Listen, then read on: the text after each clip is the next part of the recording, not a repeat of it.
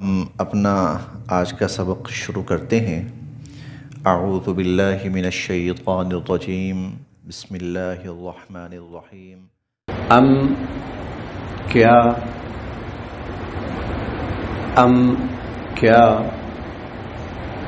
تقولون تم یہ کہتے ہو، تقولون کیا تم یہ کہتے ہو، ان کہ بے شک ابراہیم حضرت ابراہیم علیہ السلام و اسماعیل اور حضرت اسماعیل علیہ السلام و اسحاق اور حضرت اسحاق علیہ السلام و یعقوب اور حضرت یعقوب علیہ السلام والاسباط اور ان کی اولادیں، اسباط سبط ان کی جمع ہے اولاد، والاسباط اور ان کی اولادیں، کانو تھے وہ، ہودن یہودی، او یا نصارا عیسائی، ام تقولون ان ابراہیم و اسماعیل و اسحاق و یعقوب والاسباط كانوا ہودا او نصارا، کیا تم یہ کہتے ہو کہ سیدنا حضرت ابراہیم علیہ السلام اور اسماعیل علیہ السلام اور اسحاق علیہ السلام اور یعقوب علیہ السلام اور ان کی اولادیں وہ یہودی یا عیسائی تھے؟ قل آپ ان سے پوچھئے، اے نبی علیہ الصلوۃ والسلام، قل آپ ان سے پوچھئے، کیا انتم تم، انتم کیا تم، اعلم زیادہ جانتے ہو، ام اللہ یا اللہ تعالی، اَأَنْتُمْ أَعْلَمُ أَمِ اللَّهِ کیا تم زیادہ جانتے ہو یا اللہ تعالی زیادہ جانتے ہیں؟ وَمَنْ اور کون، اظلم زیادہ بڑا ظالم ہوگا، وَمَنْ اظلم اور کون بڑا ظالم ہوگا، زیادہ ظالم ہوگا، ممن یہ دو لفظ ہیں، من اور من، تو پھر ادغام ہو کر ممن بن گیا، من سے، من جو، ومن اظلم کون بڑا ظالم ہوگا، ممن اس سے جو، کتم چھپائے، شہادتن گواہی، عندہ جو اس کے پاس ہے، من اللہ من سے اللہ، اللہ من اللہ اللہ تعالی کی طرف سے، ومن اظلم اور کون ہوگا بڑا ظالم، ممن اس سے جو، کتم شہادتن جو چھپائے گواہی کو، عندہ جو اس کے پاس ہے، من اللہ اللہ تعالی کی طرف سے، اور اس سے بڑا ظالم کون ہوگا جو اس گواہی کو چھپائے جو اللہ تعالی کی طرف سے اس کے پاس ہے، وما اور نہیں ہے، اللہ تعالی بغافل بے خبر، اور اللہ تعالی بے خبر نہیں ہے، عما اس سے جو، تعملون تم کرتے ہو، اور جو حرکات تم کر رہے ہو اللہ تعالیٰ اس سے بے خبر نہیں ہے۔ اس آیت کریمہ میں دو تین چیزوں کی اللہ رب العزت نے وضاحت فرمائی ہے۔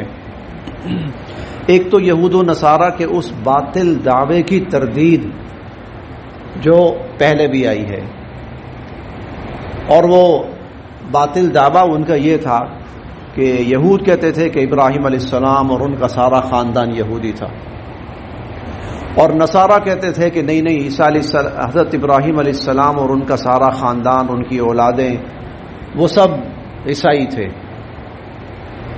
تو اللہ تعالیٰ یہاں پہ فرما رہے ہیں کہ تم یہ بات کہتے ہو، جبکہ اللہ تعالیٰ یہ کہہ رہے ہیں کہ نہیں، حضرت ابراہیم علیہ السلام ما کان ابراہیم یہودیا ولا نصرانیا وما کان من المشرکین، نہ یہودی تھے، نہ عیسائی تھے، نہ مشرک تھے، ولیکن کان حنیفا مسلما، بلکہ وہ تو موحد تھے اور مسلم تھے، یہودی نہیں تھے، مشرک نہیں تھے، یہودی نہیں تھے، عیسائی نہیں تھے، مشرک نہیں تھے، بلکہ وہ مسلم تھے اور موحد تھے۔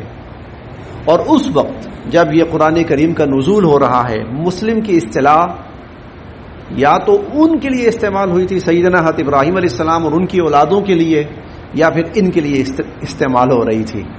تو یہ چیز خود بخود میچ کر رہی ہے کہ یہ جو امت ہے، یہ جو نبی ہیں، یہ اسی طریقے پر ہیں جس پر حضرت ابراہیم علیہ السلام تھے، لہذا تمہارا یہ دعویٰ باطل ہے۔ دوسری بات کہ اس سے بڑا ظالم کون ہوگا جو اس گواہی کو چھپائے جو اللہ کی طرف سے اس کے پاس ہے، اور یہ گواہی تھی دین اسلام کے بارے میں اور قرآن کریم کے بارے میں اور نبی کریم صلی اللہ علیہ وسلم کے بارے میں، جو تورات اور انجیل کے اندر اور بقیہ جو صحف تھے، صحیفے تھے اور زبور، ان کے اندر بھی تھی۔ بہت بہت واضح حضور علیہ الصلوۃ والسلام کے بارے میں بہت واضح نشانیاں موجود تھیں۔ ایک یہودی ایک دفعہ آ کر اگر حضور علیہ الصلوۃ والسلام سے مل لیتا تھا تو وہ کہتا تھا یہ وہی ہے جن کے بارے میں ہماری کتابوں میں تھا اور ہم سے عہد لیا گیا تھا، یہ وہی ہیں۔ چنانچہ احادیث کی کتب کے اندر بڑے واقعات آتے ہیں، ہم انشاءاللہ 2-3 دن کے بعد بھی پڑھ لیں گے۔ دوسرا پارہ شروع ہوگا، اس کا پہلا ہی رکوع ہے، تو اس میں آتا ہے کہ یعرفونہ کما یعرفون ابناءہم، یہ حضور علیہ الصلوۃ والسلام کو اس طرح پہچانتے ہیں جیسے اپنے بیٹوں کو پہچانتا ہے انسان۔ اس سے بڑھ کر اور کیا ہوگا؟ اور ہم نے اسی پہلے پارے میں پڑھا فلما جاءہم ما عرفوا، جب ان کے پاس وہ نبی آئے جو ان کے جانے پہچانے تھے۔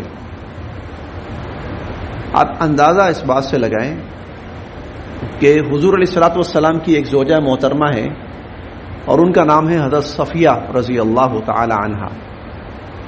یہ پہلے یہودی مذہب سے تھی لیکن پھر ایمان لائیں اور حضور علیہ الصلوۃ والسلام نے ان کو ان سے نکاح فرما لیا، تو یہ زوجہ محترمہ بن گئی، ام المؤمنین بن گئی۔ ان کے جو بھائی اور چچا یہ یہود کے پڑھے لکھے لوگوں میں سے تھے، تو جب چرچا ہوا مدینہ میں حضور علیہ الصلوۃ والسلام کے بارے میں تو انہوں نے کہا چلو یار چل کے ملتے ہیں، دیکھتے ہیں کیا ہے حقیقت کیا ہے۔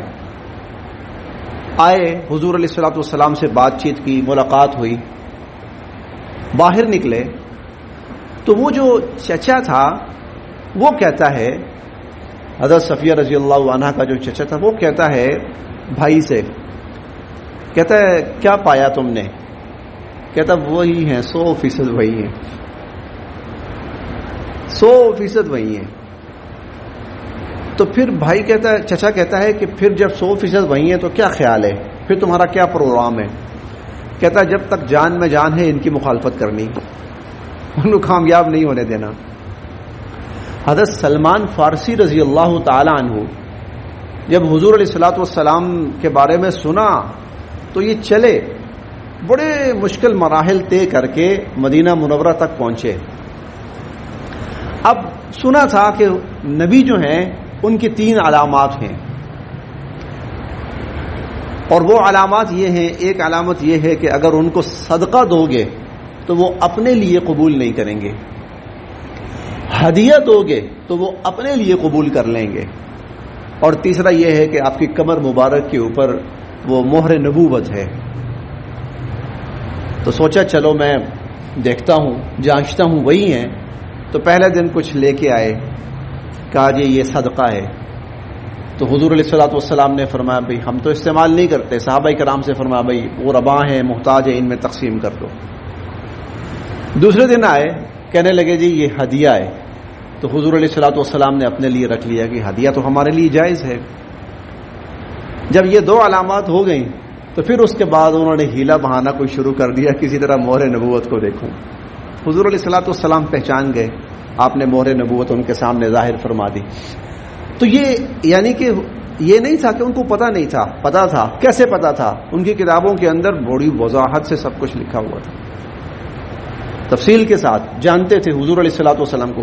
اب جب وقت آیا کہ وہ لوگوں کے سامنے اس بات کی گواہی دیں کہ یہی اللہ کے نبی ہیں، اب انہوں نے اس کو چھپانا شروع کر دیا، اب اس میں تحریف شروع کر دی، اب اس کے اندر کی القال شروع کر دی انہوں نے۔ تو ومن اظلم ممن کتم شہادۃ عنده من اللہ، اس سے بڑا ظالم کون ہوگا جو اللہ کی طرف سے آئی ہوئی جو گواہی اس کے پاس موجود ہے اس کو چھپائے۔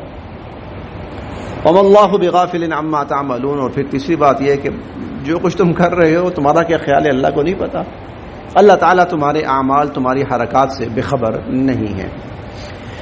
تل کا وہ امتن، ایک جماعت تھی، تل کا امتن، وہ ایک جماعت تھی، قد خلت، اور وہ چلی گئی، گزر گئی۔ تل کا امتن، وہ ایک جماعت تھی، قد خلت، جو گزر چکی، لہا، اس کے لیے تھا، ما کسبت، جو اس نے کمایا، وَلَكُمْ، اور تمہارے لیے ہوگا، ما کسبتم، جو تم نے کمایا، ولا، اور نہیں، تسألون، تم سے سوال کیا جائے گا، عما، اس بارے میں، کانو یعملون، جو کچھ یہ لوگ وہ لوگ کرتے تھے، اور جو کچھ وہ کرتے تھے اس بارے میں تم سے سوال نہیں کیا جائے گا۔ یہ آیت پہلے بھی گزر چکی ہے، اور اس آیت کا مقصد یہ تھا کہ اے یہود، اے نصارا، ابراہیم علیہ السلام ہمارے تھے، ہم ان کے تھے، یہ تھے، وہ تھے، بھائی وہ اللہ کے بندوں کی ایک جماعت تھی، چلی گئی، وہ اللہ کے بندوں کی۔ اب بجائے اس کے کہ اس کے اوپر آدمی لگا رہے کہ وہ ایسے تھے، وہ ویسے تھے، وہ ویسے، دیکھیں نا آج بھی امت مسلمہ کے اندر یہ بہت بڑا ایک عجیب مسئلہ ہے۔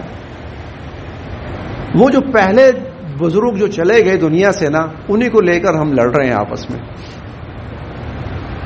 ہر جگہ میدان جنگ بنایا ہوا ہے انہی کو لے کر، نہیں وہ اچھے تھے، نہیں وہ برے تھے، وہ اچھے، بھائی ان کا معاملہ اللہ کے حوالے۔ لہا ما کسبت، جو انہوں نے کیا نا وہ ان کے لیے تھا، وَلَكُمْ مَا كَسَبْتُمْ، جو تم کرو گے وہ تمہارے لیے، وَلَا تُسْأَلُونَ عَمَّا كَانُوا يَعْمَلُونَ، جو کچھ وہ کرتے رہے نا تم سے اس کے بارے میں سوال نہیں ہوگا، جو کچھ وہ کرتے رہے تم سے اس کے بارے میں۔ کتنا واضح قرآن پاک کا سبق ہے۔